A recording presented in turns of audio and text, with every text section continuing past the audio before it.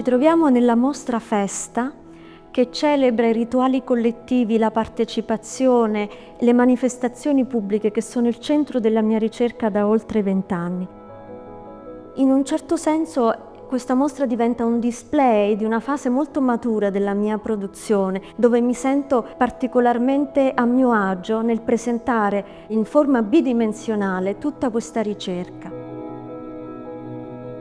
Celebrare una comunità significa in qualche modo costruirla, quindi la celebrazione, la festa è identitaria innanzitutto, crea relazioni sociali e legittima la creazione di gruppi e di nuove idee di possibili comunità.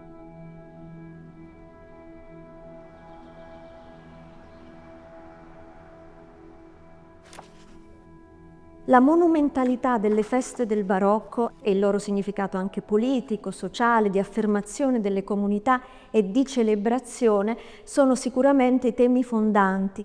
Per esempio attraverso la lettura delle incisioni, che sono la lente attraverso cui ho raccontato e racconto di questi apparati effimeri, delle macchine per i fuochi artificiali. Tutti questi elementi formano insieme il vocabolario anche iconografico della mostra e spiegano tutto il mio processo anche di ricerca. Ci sono tantissimi elementi negli arazzi che sono dei disegni veri e propri che io faccio e che vengono poi interpretati con il filo. E l'elemento fortissimo e anche innovativo, in realtà non nella ricerca, ma sicuramente come iconografia nel mio lavoro, è quella del paesaggio. Il paesaggio non inteso come un genere iconografico, ma come un dispositivo che crea comunità.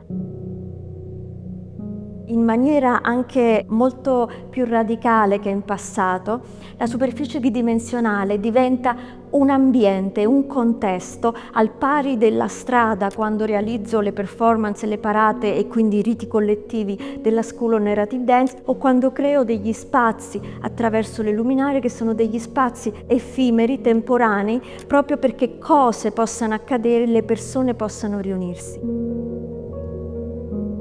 Qui abbiamo esattamente la stessa trasposizione, anche una certa monumentalità. Questa monumentalità non è data dalle dimensioni o dalla plasticità, ma è data dal fare. Ci sono oltre 90 passaggi di ricamo, centinaia di fili diversi, più di 200 mani alla volta che lavorano su ogni singolo arazzo.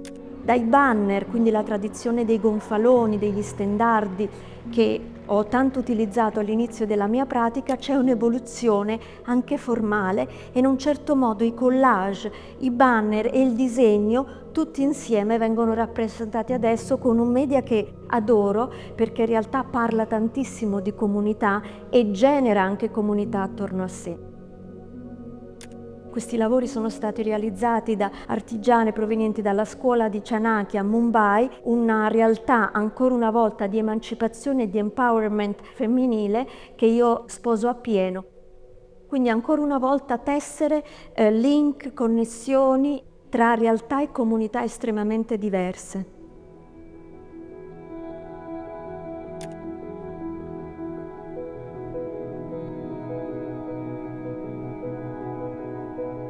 Nel 40° anniversario della Galleria Mazzoleni e in occasione della terza mostra personale che realizzo con la Galleria, si sancisce in qualche modo un rapporto che è innanzitutto una comunione di intenti. Celebrare con una contemporaneità molto forte, che ha a che fare però anche con la tradizione, una galleria che è aperta da 40 anni, è per me proprio l'idea di festa, perché la tradizione non è un fatto nostalgico per me, ma è un dispositivo generativo perché può creare cose nel qui ed ora e anche nel futuro perché attiva dei processi. Festa è anche la festa di tutte le persone, le risorse, l'energia e anche il racconto di questa collaborazione.